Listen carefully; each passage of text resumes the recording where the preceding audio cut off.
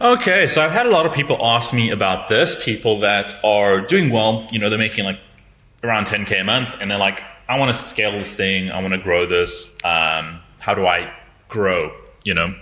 Um, Direct outreach, reaching out to clients directly, is very necessary in the beginning because you need to learn what does your client actually look like, who are your actual clients, who am I reaching out to, what kind of work do they need, all that kind of stuff. It's very, very, very valuable in terms of educating yourself on who you're actually trying to find. The next step out of that is being able to find some sort of traffic source that brings leads without you putting in manual work, because reaching out to clients does take time, and eventually you're going to reach out. You're going to reach a cap. You can reach a cap in terms of just not having the hours. You can reach a platform cap. A lot of platforms like LinkedIn, Instagram, Facebook, they all limit you in terms of how many people you can connect to and message and stuff because of spam prevention. They don't want you spamming thousands of people with the same message, right?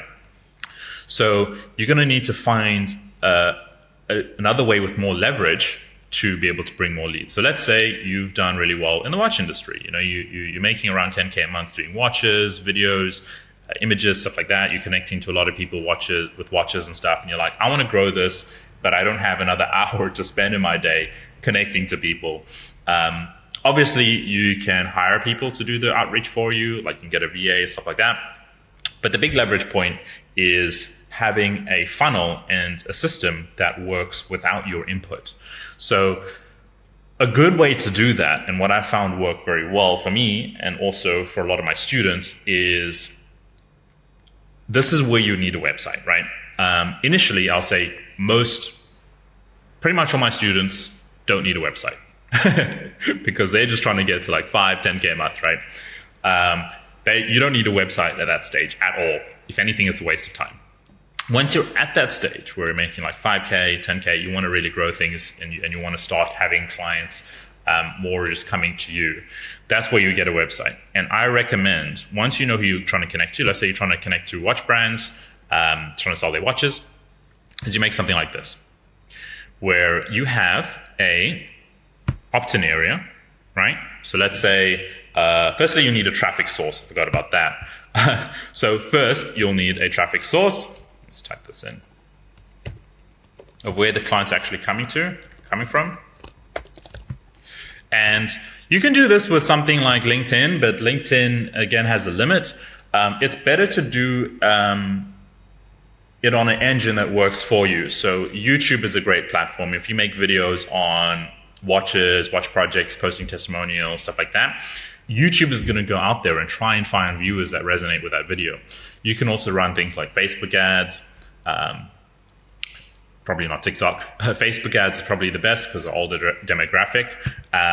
And you can let Meta and let Facebook go out there and find people that are likely to opt in and likely to respond to watches, and a lot of watch brands that are looking for someone to do watches for them. That obviously costs money, so you'll need money to invest into that.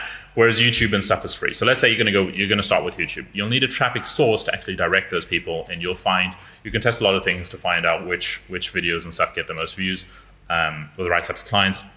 And you do that, and you direct them to a place where they give you information. So that will be like an email address, their name. Just so that you have something to build upon, so that you can, let's say you run low on work, you'll have an email list of 100 people that you can email, and you'll always have a way of getting clients, right? That's the first step. So you'll need something to opt into. It can be a video on how to produce high quality watch videos for your company, something like that. It can be 5 minutes long. Then it's here where they get the value, they get the video that they actually watch. This is something that I actually ran and I actually tested, and I have students that have run this before, so that's why I have screenshots of it. And this is something that worked to get clients to opt in and want to do projects and stuff like that. So you have your video, you have a way for them to actually contact you, and then here you have information on benefits and stuff to sell your stuff a bit more if you need that. It's not necessary, but if you need that. If this is a watch brand who sees this, like how to produce successful watch video campaigns. They opt in. They see this video is on how to produce successful watch campaigns. You walk them through the 3D process, what you do, how long it takes, all that kind of stuff, all the details involved. You tell them to book a call. They go here, they book a call. They click book a call. Then you have a contact form.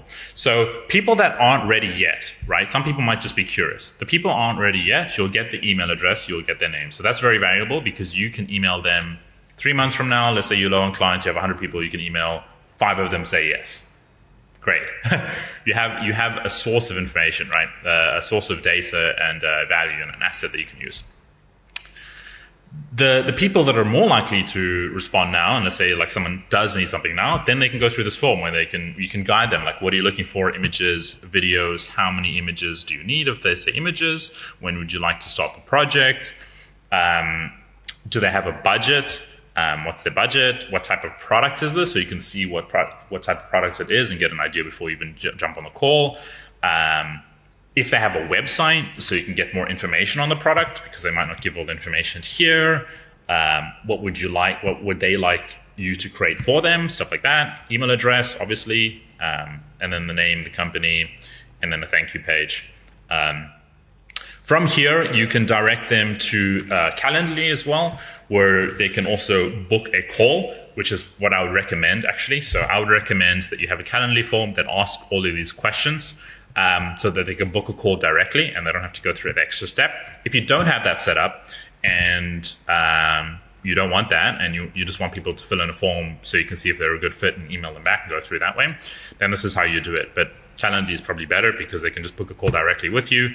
And if you have that set up, and you can see this thank you page, and this is how simple my about page was. And I did this to prove that you don't need all this complicated stuff. Simple, you know.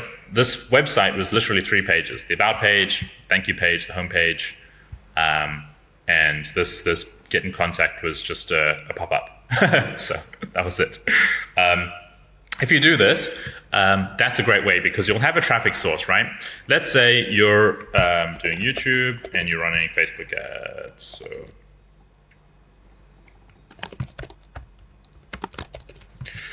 you have people coming in from here. They put in their email address, small percentage, say 5% of people are ready right now, 95% of people are somewhat interested, ready in 3 months from now, whatever. Those 5% will go and let's say you're doing Calendly, right? They'll book a call.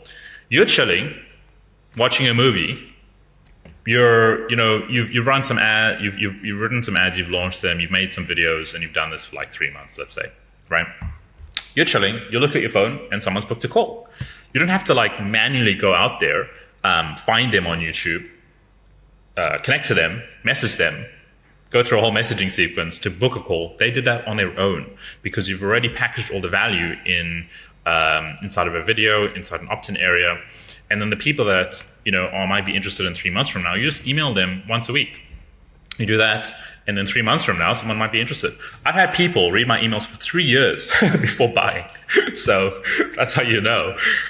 Someone might not be interested in now, but like 2 years down the line, this could be someone that's opting in, could be like a startup in a watch brand, or he's thinking about starting a watch brand. And 6 months later, he starts his watch brand. 1 year later, he's got his watches launched, and he's like, oh wow, like I know this one guy who's been sending me emails, he's been providing great information. I should just hire him. He goes, books a call, gives you like 5K. Things like that happen. And this is a great way to have some sort of system and a funnel that gets clients without you. So an organic way for free is obviously like YouTube. You can try go viral on Instagram. I've had students that have like 50K followers and stuff like that. But then you still want to direct that traffic somewhere. And then you can also run ads and stuff, which obviously costs money and is more complicated. But that is a process to scale. And the reason why I'm saying that you need to make like 5 or 10K to do this is because this requires technology. It usually requires money to keep the software together, the website, Calendly, hosting the videos is actually free these days, so you don't really need that so much. But it's a little bit more complex, and you also need traffic. So you need to invest in, making YouTube videos or making content or making ads and running those ads. And you need to run them and test things and try things so that you can get cheaper and cheaper leads and cheaper calls. And if it's from YouTube and stuff, it's free. And then that way you can have it running in the background and you still keep your direct outreach and stuff going until you're getting more and more leads and more traffic to where the direct outreach is not worth it.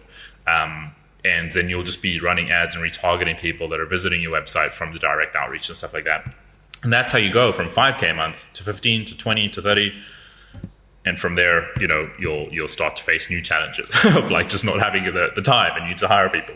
So that's the whole process to be able to scale in a very simple strategy that you can then go and apply and implement this. And as I said, this is something that I tested. This is 2023, so 2 years ago. I tested, I ran this, and I gave it to students to run. And this was getting people opting in and filling out this form, giving budgets, all that stuff, and wanting to work with me to do this stuff. So it works. And I tested this quite a lot. And yeah, so that's what I would do if you want to scale and you want to get out of the outreach trap. And that's what you should apply. And I hope you like this video and see you on the next one.